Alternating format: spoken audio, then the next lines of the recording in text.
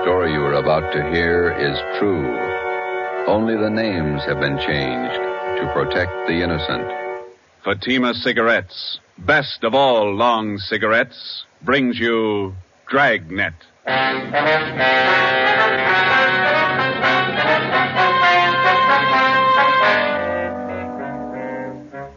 You're a detective sergeant. You're assigned to Narcotics Bureau.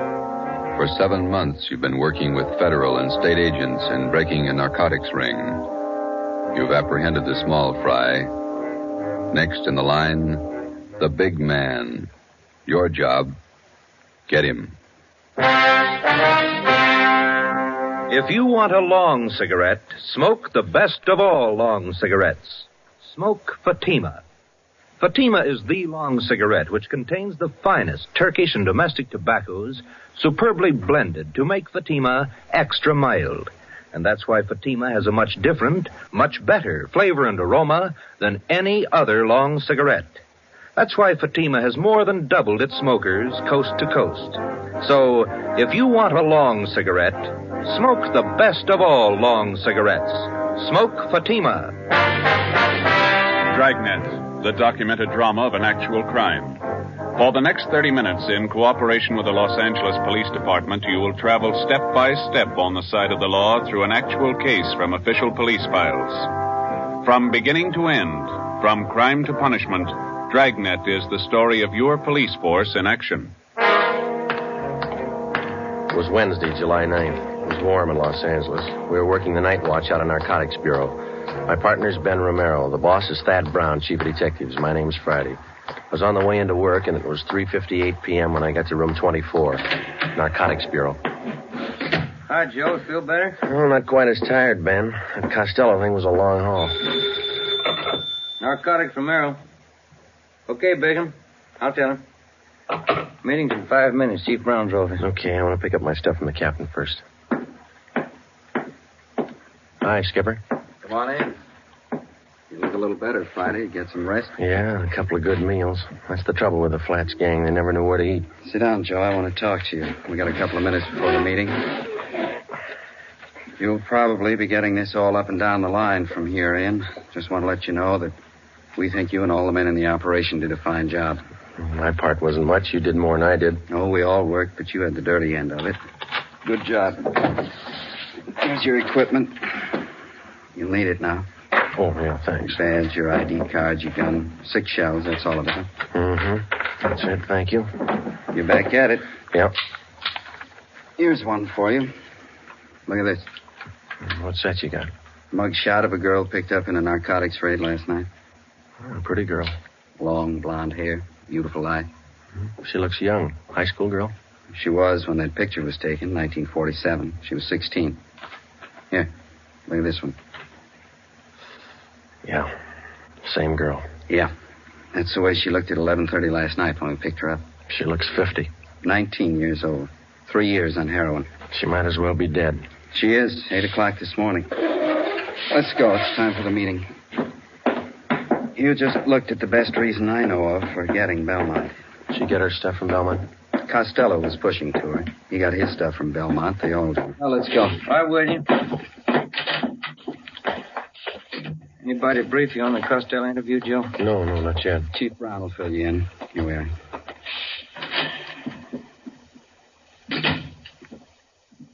Chief? Gentlemen, come on in. You men all know each other. Oh, yeah. Hi, Craig. Captain White, I think you and your men know policewoman Caswell. Yes, sir. How are you, Florence? Hello. Miss Caswell, Inspector Virgil Beckner, State Narcotics. How do you do? Oh, yeah. Bill Craig, agent in charge, Federal Narcotics. Hello. How do you do? Before we get into the Belmont procedure, let's see how we stand on the Costello case. White, do you want to fill everybody in on the information we got from Ralph Costello? Yes, sir. After his arrest Monday night, we interrogated Costello for about 4 hours. We confronted him with the package he sold to Friday here. How'd the stuff test? Crime lab ran it through, about 1/3 of an ounce of heroin, fair quality Mexican stuff.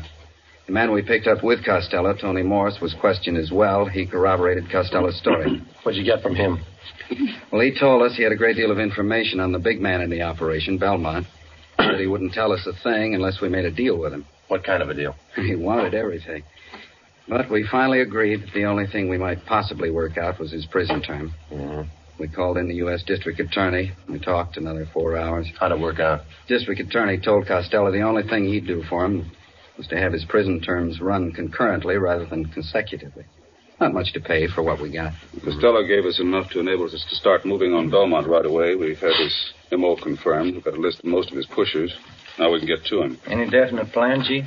White and I have been talking it over here with Craig and Beck. We worked out what we think might be a pretty good plan. Craig, do you want to lay out how your men are going to handle it from the federal end? We'll work from out of town to the center here. We'll check his contacts across the state lines. We've already traced his connections to the east, New York syndicate. We'll keep working that end. Beck, how about your state narcotics men? We'll work inside the state line here. We've already checked out part of his operations. We've located sources in San Francisco, Bakersfield, Fresno, as far south as San Diego, Lower California. We'll draw all those ends up tight. Keep moving. You fellows will both give us a hand if we need assistance. You bet. That's right. Fine. White, what are we going to do locally? Oh, it's going to be a case of taking what we know and finding out what we don't know, putting the two together. Seems to me to be a case of watching the man at all times. Belmont shouldn't be able to blow his nose without one of our men knowing it. It's going to be a tremendous undertaking. You all know the tough job it is shadowing narcotics men. They're fidgety, hypersensitive. They recognize anything out of the ordinary at once. And for that reason, it can't be a one-man operation. Everybody's got to work. Our undercover won't work this time. They're no doubt alerted. So we'll work it from another angle. When do we start? We've already started. Belmont lives in Manhattan Beach. His house is under surveillance, has been since yesterday. Well, I can't impress upon all of you the importance of not letting Belmont out of your sight for an instant. A narcotics buy could be made in 30 seconds. If we're not there at the instant, we lose him. Do we have anything at all as to when he might be ready to deal again? Nothing. Nobody seems to know Belmont's exact operating time. Could be any time. And in order to prosecute him, we've got to be there when the narcotics are in his possession or under his control. So we start to live with him and stay as close as we can without being tapped until there's a buy. That's it. Captain White has all the assignments for our local men. Okay. We'll watch him. And stay close to him. If he makes a move, be there. The meeting lasted 4 hours. During that 4 hours, a plan was formulated which we hoped would end in the successful apprehension of the number one man in Pacific Coast narcotics traffic, Arthur Z. Belmont. How do you watch a man, his every move, for 24 hours, day in, day out, without his knowing it? How do you watch a man whose very existence depends upon not being watched, who is expertly schooled in every trick and device of police surveillance, whose method of operation will change with the slightest disturbance of his daily routine, and if that M.O. changes, you've lost him. Thursday, July 10th, in the small Los Angeles suburb of Manhattan Beach, population 10,172. 3 very ordinary events took place. A public nurse began a house-to-house survey. She asked the simple question, have you ever been vaccinated for smallpox? She started canvassing 27 blocks from the home of Belmont. Policewoman Florence Caswell. 2 Japanese gardeners new to the city of Manhattan Beach began soliciting work. They started asking for jobs 38 blocks from the home of Belmont. Sergeant Ten Fujikuni and Patrolman John Kagawa. A team of surveyors driving a station wagon marked with the seal of Los Angeles County began taking linear measurements for the proposed enlargement of storm drains in the area. They started 14 blocks from the home of Belmont. Lieutenant John Bigham, Central Narcotics, Sergeant Ben Romero, and myself. Okay, Ben, bring in the rod. Let's knock off for lunch. What do you want to eat, John? In the wagon. Better take the transfer with us. Kids might pick it up. Yeah, I got it. I can't keep the sand out of my shoes. Might as well get used to it. We're a long ways from home. Yeah. 9 years on the job. It's the first time I ever brought my lunch in a paper sack. Who knows, Joe? This might change your whole way of living. You bet. You want to sit in the front? No, I'm getting back. Fellas, have a look at the local paper. No, why? Manhattan Beach Sentinel, down the bottom of page 1 in the box. Read it. Yeah, let me see. Yeah. Mm-hmm. Well, it's good. What is it, Joe? Read it out loud. Well, it says preliminary work on storm drains started. Surveyors. Well, it goes on to say that surveyors have started taking measurements for the new drains. Captain White's idea had the story planted, even got a release from the Planning Commission. It won't hurt us a bit. Well, you said lunchtime. I've got enough here for the whole department. 4 hard-boiled eggs. See what kind of sandwiches I drew. Deviled egg. Look here. She even put them on egg bread. I hate eggs. Looks like the captain driving up the street. Mm-hmm. Yeah, that's him. Driving a city car. Chief engineer. How's it going, Bigham? Fine. Slow. Had your lunch? What do you got? Deviled egg sandwiches. Got plenty. Can't stand them. How about ham and cheese? Yeah, thanks. There you go. How's everybody else doing? Very slow. Takes time. Got to keep taking our time. If we tip it before we got close enough, Belmont's on his way. Mm-hmm. How long are we going to have to keep our distance? Not much longer. We can't take the chance of starting everybody out right on top of Belmont. It might look funny to him. Anybody else would be okay. The average person, your operations might look normal, but we can't afford to try to get it by Belmont that way. With a hop cutter, you never know. It's not so much that we don't know. We just can't take any kind of a chance. That's what I mean. He might have started right on Belmont's front lawn, and he'd never got wise. But we wouldn't want to risk it. Belmont been out of his house today? On the go quite a bit. Left his house at 9:13 a.m., went down to the ShopRite market, bought a half-pound of bacon, 2 dozen eggs, loaf of bread, whole wheat. Sergeant Hodges waited on him. He's clerking in the grocery department. Oh, yeah. Then he drove over to his neighborhood gas station, got a full tank of ethyl and 2 quarts of oil, 30 weight, drove home, got back at 9:42. Are you still there? Yeah. About time you guys were back at it, huh? Right. Okay, Ben. You want to grab some of the gear? Yeah. Hey, Joe. Give me a leftover bread crust, will you? I'll give him to Seagull. Yeah, sure. Here you go. Well, foot by foot, we're getting closer to Belmont. Hope nobody tips it. Nobody should, unless you don't trust those gulls. We surveyed the city of Manhattan Beach for 5 weeks. Policewoman Caswell, posing as a nurse, continued canvassing. Everybody concerned with the job of standing watch over Arthur Z. Belmont carried out their routine day by day. Daily reports came in from everyone in the operation. These reports would be sifted at Central Narcotics and progress reports compiled for the use of those in the field on the Belmont case. All police cars, as well as city cars, such as we were employing, were equipped with 3-way radio communication. All personnel were in constant contact with one another. Wednesday, August 12th. It was the decision of Captain Lynn White that the idea of our posing as city surveyors had been exhausted. Further use of this could possibly arouse suspicion. Belmont lived at 1227 Ocean Avenue. 2 days before we were called off the surveying job, the city leased the private residence at 1216 Ocean Avenue. A van load of furniture was moved in. Drapes and curtains were hung. Regular deliveries of daily newspapers and milk were made to the house. To all outward appearances, the house was occupied by an average family. Actually, it provided another blind from which we could continue to observe Belmont.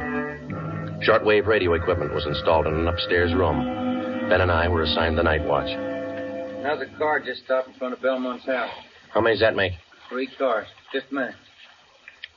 Yeah. A couple of guys getting out. Went up the front door. Where? Let me see, huh? Take a look. Watch curtain. Uh-huh. Yeah. Belmont answered the door. He's letting him in. Something's doing. What do you think? I don't know. You called Captain White, didn't you? Oh, an hour ago. Just after the first car pulled up. She'll park in the alley and come up the back way. I better check with everybody again. This portable seemed to warm up slower than our car radio. About the same. Here we go. Unit 140K to Unit 145K. 145K, go ahead. Just checking. Your location the same? That's right, Ocean and Clipper. We got 3 cars to cover now. Stand by. Roger. Unit 140K to 143K. 143K, we got it. Standing by. Location still good? Same. Be talking to you. Stand by. 140K to 149K. 149K, go ahead. Stay put. We got 3 cars now. Yeah, we heard. Still the same spot. Standing by. Roger. Captain just pulled into the alley, Joe. Good. Belmont's porch light just went out. Mm-hmm. Let's see. 3 guys came in the first car, 2 in the second, 2 in the third. Is that right? Yeah, 7 all told. 8 counting Belmont. Maybe he's running for office. Joe, Ben, any changes since you called me? Another car. Mm-hmm. Anybody you know? It's too dark to see their faces. Uh-huh. Dodge Coupe, gray, black package sedan, green Chevy. Well, that might be for me. I told the office they could reach me, yeah. White. Yeah, Bigham. You must be wrong. You sure he's not lying? All right, thanks. Yeah. You sure Belmont hasn't left his house since you came on duty? Couldn't possibly. Not without somebody in the detail spotting him. He got out somehow. He made a buy. Captain White called the office and talked to Benny Arredondo, our narcotics undercover man. He confirmed the fact that somehow Belmont had a meet and successfully completed a narcotics transaction. None of us could figure how, and we didn't know when the meet took place. Arredondo told us that the buy had been made sometime in the past 10 hours. The arresting officers had recovered a portion of the narcotics, 2 bundles of heroin. They were found in the possession of one of Belmont's runners, Archie Scott. I can't figure it. What do we do now, Skipper? Sit tight and watch those 3 cars in front of Belmont's house over there. Maybe he didn't have to leave the house to make a buy. That's the way I got it pegged. Those cars down there, those are the first visitors he's had in the past 24 hours? As far as anybody knows, we watched it close. Sometimes it's like that. It looks like somebody's coming out over there. 2 guys. How many in there? 8, counting Belmont. All right, Friday. Get to the cars. Yeah. They started to move out yet? No. 5, 6, 7. That's all of them. They're heading for the car. Yeah. Looks like a 3-way switch. We'll see when they start to move out. Attention, all units and special details. Stand by. Here's the license numbers, Joe. Oh, good. I need those. Thanks. Green Chevy's headed south. Black Packard's going north. So's a Dodge Coupe. Uh-huh. Dodge turned left at the corner. It's headed east now. Got it. 140K to all units and special detail. Unit 149K. 149K, go ahead. 1946 green Chevrolet sedan, license 61 William 852, headed south on Ocean. Roger. Unit 145K. 145K, go ahead. 1947 gray Dodge Coupe, license 1 X-ray 1898, headed east on Clipper Street. Roger. 143K, come in. 143K, yep. 1939 black Packard sedan, license 6 Mary 6778, headed north on Ocean. Roger. Got him spotted. Could be a dry run. Couldn't afford to chance it either way. Nothing to do now but wait it out. That's right, and pray for rain. It was 8 minutes past 8 p.m. We sat back and waited for the reports to come in from the cars. At 8:25 p.m., 17 minutes after the alert was broadcast, Unit 149K reported in on the gray Chevrolet sedan. The car and its occupants were thoroughly searched. No trace of narcotics was found. 8:42 p.m., 34 minutes after the alert. Unit 143K to 140K. 143K, go ahead. On that 1939 Packard sedan, license 6 Mary 6778. Shook them down. Nothing. They're clean. 8:50 p.m., 42 minutes after the alert, the report on the third and final car came in, the 1947 gray Dodge Coupe. That's it. Not a trace of narcotics in any of those 3 cars. Belmont beat us. Tough luck. It's going to be tougher. Now he knows we're after him.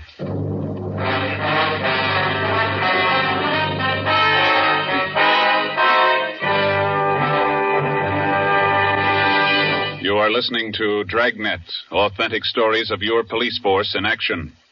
Now, here's an authentic report from Fatima Cigarettes. In 1949, Fatima more than doubled its smokers from coast to coast. In 1950, enjoy Fatima yourself. You'll find Fatima extra mild. Because Fatima is the long cigarette which contains the finest Turkish and domestic tobaccos superbly blended to make Fatima extra mild. You'll find Fatima tastes much better. Fatima's superb blend gives you a much different, much better flavor and aroma than any other long cigarette. You'll find Fatima best in cigarette quality. Fatima has always stood for the best in cigarette quality.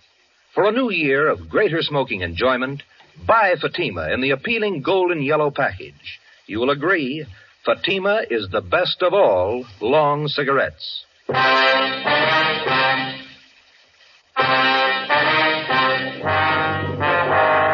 3-car switch. 3 cars arrive at a given point at different times. The meet takes place. The drivers of the various cars leave the given point at the same time. Each drives away from the point in a different direction, making it 3 times as difficult to follow them. The practice was not new to the Narcotics Bureau or the dealers in narcotics. It usually includes the dry run, in which the actual mechanics of the narcotics are carried out, but neither the merchandise nor the money is on hand.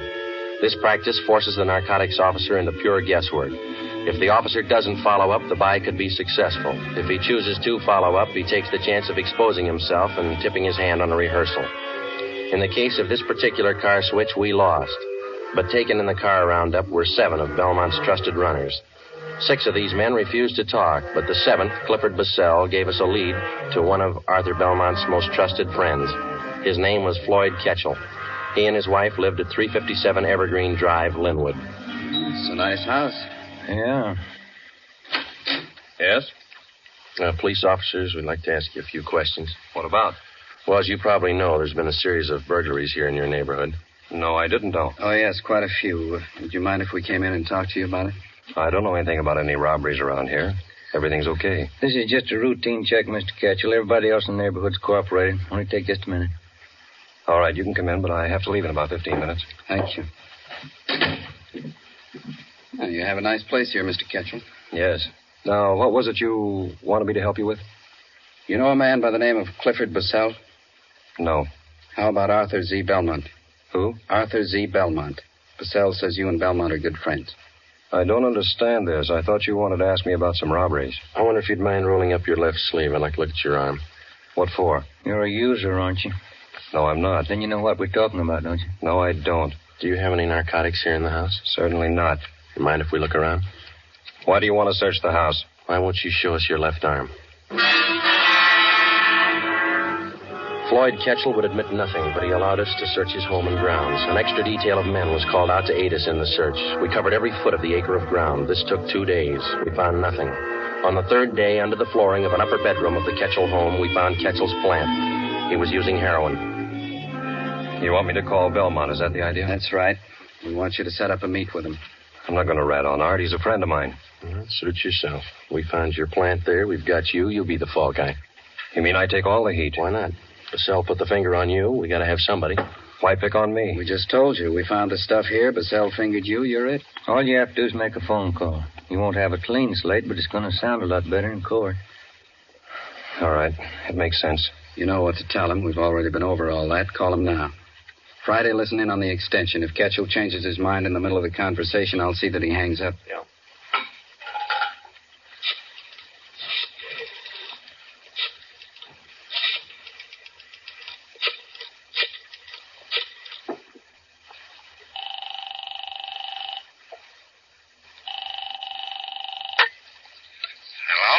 Hi, Art. Floyd Ketchel. Hiya, Ketch. Fine. How's Edna? She's fine, Art. Say, I got a friend on his way to Honolulu. Uh-huh. He wants to take a little package along. Gotta have it. You know him? Is he okay? Yeah. Old friend. You sure? Yeah. Have to be pretty careful. Got hit Wednesday night down the beach. Yeah? Who'd they get? Bissell and 6 guys from New York. Got off easy. It was a dry run. I didn't know that. Nothing in the papers. Hasn't hit yet. It will. How much do your friend need? Going to be in the islands for quite a while, so there's a couple ounces should do it. You got the money now? He's good. Can you swing it tonight? Boat leaves from San Francisco day after tomorrow. Hasn't got much time, has he? Okay, you want to pick it up? Yeah. All right if I bring him along? I want you to meet him. Good customer. If you're sure about him, yeah. 8:30 at the store. We'll be there, Art. 1,100 cash. Yeah. Better be okay, Ketch. He is. Better be. I had one dry run this week. I can have another. 3:22 p.m. We took Mr. and Mrs. Floyd Ketchel back to Central Division, where they were booked on suspicion of violation of the State Narcotics Act. 4 p.m. We met in the office of Chief of Detectives Thad Brown. You need $1,100, is that right? Yeah, that's right. How much was in the Secret Service fund? $223. Allotment for this month's all gone. Well, where'd you get the rest of it? Haven't got it all yet. Romera's the banker. How you got it figured, Ben? Well, let's see. I got it all written down here. First off, we got $223 cash. And these fellows all gave us their personal checks. Jack Donahoe and Robert gave us $200. Johnny Bacon put up $100. And Captain White's in for $150. Joe put in $35, and 22's all I could swing.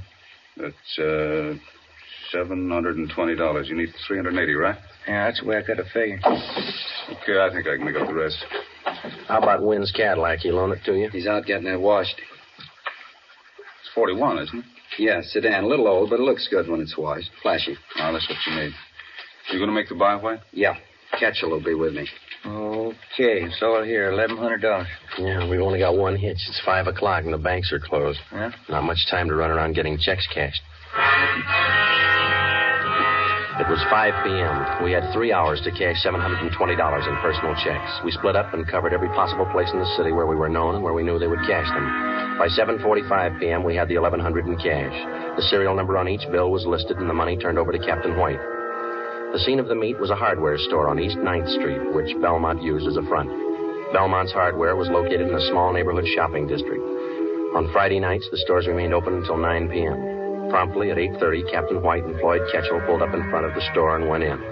Ben and I waited in our car a half a block down the street. It was 8:35. There they are. They're coming out.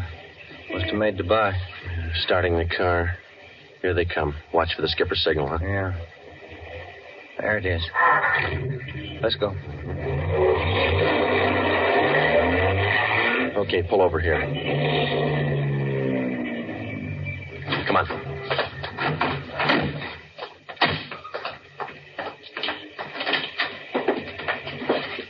There's a clerk back there. You see Belmont? No. Yes, sir. Can I help you? Mr. Belmont around? No, sir. He just stepped out. You sure? Yes, sir. He went out the back door not a minute ago. Bigham and Cassidy are out there, aren't they? Yeah, he won't go for it. Oh, there's Mr. Belmont. Mr. Belmont, these gentlemen want to see you. Running up the stairs to mezzanine. Come on. Right, Belmont. Wait a minute. What's that barrel? Watch it. Look out! Pushing that barrel down the stairs. All right, Let's go. come on. There he is. He's trying to reach that skyline. Belmont, get on. You'll never make it. Slipping, Joe. Belmont!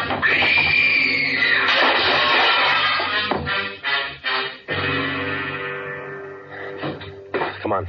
He didn't do that showcase any good. Yeah, he's through. Piece of that glass. Right through him. Yeah, it's a rough way to go, isn't it? Yeah.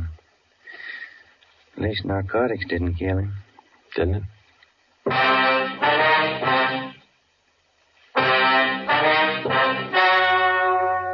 The story you have just heard was true. Only the names were changed to protect the innocent. On December 10th, 1948, trial was held in Superior Court, Department 87, City and County of Los Angeles, State of California. In a moment, the results of that trial. It's amazing how many long cigarette smokers are changing to Fatima. Here is the actual report. From coast to coast, Fatima has more than doubled its smokers. Yes, more and more smokers every day are discovering that Fatima is the best of all long cigarettes. Smokers find Fatima has a much different, much better flavor and aroma than any other long cigarette. They find that Fatima is extra mild because it's the long cigarette which contains the finest Turkish and domestic tobaccos superbly blended to make it extra mild. Enjoy extra mild Fatima yourself. Best of all long cigarettes.